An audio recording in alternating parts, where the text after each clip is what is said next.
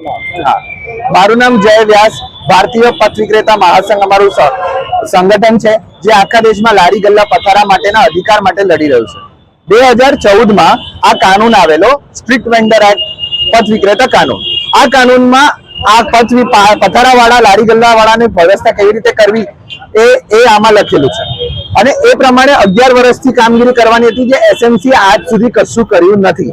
આમાંથી 90% માંથી 10% બી કામ નહીં કર્યું હોય, પણ સર્વે થઈ ચૂક્યો છે અને આમાંથી મોટા ભાગના લોકો પાસે સર્વેમાં એ લોકોનું નામ છે, એમની પાસે ઓળખપત્ર છે, એને ગેરઅંદાજ કરીને, એને જોયા વગર આ એસએમસી અહીંયા ગુંડાની જેમ પેલું શું કહેવાય, વાહનો લઈ, પોલીસ લઈ અને બધા પર હુમલો કર્યા કરે છે। રોજ પોટલાઓ બાંધે રોજ અને રોજ પૈસા ખાય। આ બધી દબનગીરીથી અમે બચવા માટે અમારો કાનૂનના અમલ માંગી રહ્યા છે, મ્યુનિસિપલ કમિશનર પાસે જઈ રહ્યા છે આજે વરાછાથી કે ભાઈ તમે આ કાનૂનને અમલ કરો। ભારત સંવિધાનની નીચે બનેલા જે કાનૂન છે તમે માનો છો કે નથી માનતા, એ સવાલ અમે એમને કરવા જઈએ છીએ।